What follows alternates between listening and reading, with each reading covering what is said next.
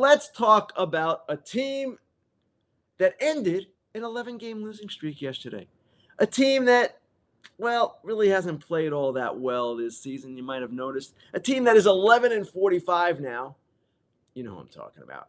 The Oakland A's. They are back, I should say, back on a 32-win pace. That would leave them at, 32 and 130 for the season. Their run differential, which has been shockingly bad, historically bad, now at negative 194. We've talked about the A's a lot with regard to their stadium. We haven't talked a lot about their play. Their play's been terrible. And their front office has to own some of this. They did not bring in quality veterans. They perhaps trusted too many kids in that rotation. They did get Paul Blackburn back yesterday. He gave them a start. He's a respectable starting pitcher in this league. All-star last season. That helped. But at the same time, they designated Jesus Aguilar for assignment. They're horrible. They're going to stay horrible. I don't see it getting better.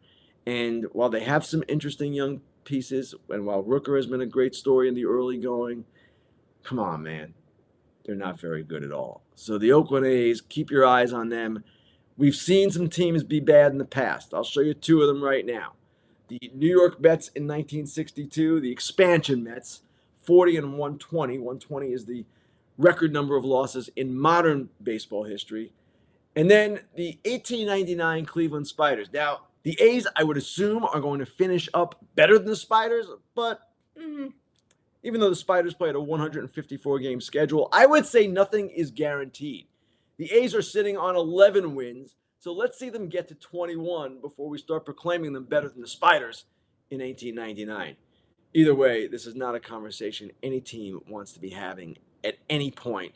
This is a historically bad team, and it's a team that has brought a lot of unwanted attention on itself at a time when it's considering relocation. I wrote about this last week. You might have read it. I would suggest go back and look at it again, because to me, and I've said this on foul territory, I've said it on fair territory, I've said it ad nauseum, they're an embarrassment. And if I was an owner of another team, I'd be looking at that before saying, hey guys, go to Las Vegas, no relocation fee, we're good. We sort of hit on this area a lot, or this subject matter a lot, but come on, it's the gift that keeps on giving when it comes to dorks. Now, this week, we're not going to give it to John Fisher, the Oakland A's owner. We're not going to give it to Rob Manfred, the baseball commissioner. No, we're going to give it to the Nevada lawmakers who held a public hearing on a bill that would give the A's public funding to relocate to Las Vegas. And they held this hearing on Memorial Day. And they held it about an hour before the hockey team in Las Vegas, the Golden Knights, advanced to the Stanley Cup final last night. So you've got it on a holiday, and you've got it on a night when people are distracted by the performance of the hockey team, which was a big performance, gets them to the final. I mean, come on. Now, I get it that the legislative session closes out on Monday, a week from today, as we tape this. At the same time, maybe you could have pushed the hearing to Tuesday, or maybe you didn't want the public really paying attention to this hearing because you're ready to commit up to $380 million in public funds to a $1.5 billion, 30,000-seat ballpark. I don't know the true motivations. I merely asked the question here, but you know, Nevada lawmakers, what you were doing. You know what you did, as my daughter always says.